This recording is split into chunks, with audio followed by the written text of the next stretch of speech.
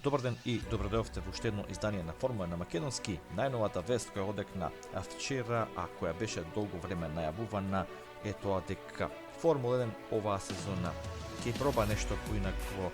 нешто различно од тоа што досега го знаеме, а тоа е ќе се обиде повторно да го смени форматот на квалификациите во Формула 1, обидувајќи се на еден начин малку да ја разбие таа монотонија која имаме, иако јас лично сметам дека квалификациите во постоечкиот формат се, би рекол, сосема одлични и како љубител на Формула 1 повеќе од 20 на години за мене се најдобриот израз на брзината во еден круг кај возачите. Меѓутоа свесни сме дека постојано во некои трки како на пример Монако, на патеки каде што е претекнувањето скоро невозможно, сведоци сме дека трките се одредуваат во самите квалификации, па потоа имаме, би рекол, неинтересна трка. Па Формула 1 одлучи да воведе спринт трки, како во некои други серии во мотоспорт. Спринт трка која ќе трае 1/3 од должината на класичната трка, спринт трка која нема да биде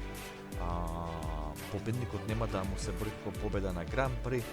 туку ќе едноставно спринт трката ги заменува квалификациите. Како ќе изгледа тој викенд, тоа е што ќе имаме класичен формат на квалификации во петок.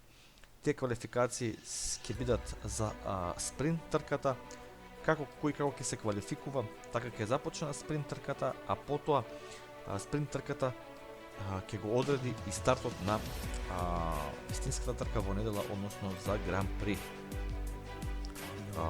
Најголемите проблеми за да се воспостави овој формат на спринт трки како замена на квалификации беа финансиите, па така ФИА и тимовите се договорија за обештетување на тимовите, односно финансиски надомест од $500,000 по спринт трка, за да можат да ги покријат тие екстра трошоци кои ќе настанат за управување со тимовите и болидите, секако и за коригирање на некоја штета која може настане во таа спринт трка од тие 20 на кругови, некој инцидент, некој судар или едноставно некој механички дел да откаже на болидите, но исто така е оставена опција и таа сума да оди до $1 милион под тим во случај на нека катастрофална несреќа, како на пример она што му се случи на Роман Грожан минатата сезона во Бахрейн, кога буквално болидот се расцепи на половина и се запали. Во случај на некоја таква енормна штета, ФИА и Liberty Media ќе го обештетат тимот и до $1 милион и самиот салари кап кој беше тој буџет, таа рамка на буџет која беше воведена се покачува за истата сума соодветно. На крајот би сакал да го слушнам вашето размислување. Јас, како што напоменав на самиот почеток, сум потрадиционален. Некако за мене квалификациите се одлична увертира во Формула 1. Знам дека квалификациите најчесто на некои патеки ја одлучуваат и трката, меѓутоа не мора тоа секогаш да е така. Иако сум свесен дека потребни се промени, дека на Формула 1 му е потребна, би рекол,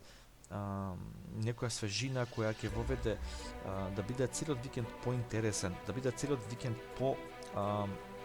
привлечен и за оние фанови на Формула 1 кои не се толку навлезени во Формула 1, кои не ги следат сите петочни тренинзи, кои не го следат саботниот тренинг, кои можеби не ги следат квалификациите со такво внимание, за да бидат можеби попривлечни за овој спорт и секако да ја привлечат можеби и помладата категорија на гледачи, бидејќи Формула 1 полека станува спорт на луѓе од средна генерација, би рекол од 30 на години па покасно, некои генерации кои израснале со некои идоли како на пример Михаел Шумахер, Мика Хакинен, Ајртон Сена и така натаму. Го очекувам вашето мислење, ги очекувам коментарите и секако ќе биде интересно да се види како во реалноста ќе изгледаат овие спринт трки. Како и секогаш ви благодарам што го следите каналот Формула на македонски. Лайк, шер, сабскрајб и се слушаме во некоја следна прилика. Поздрав!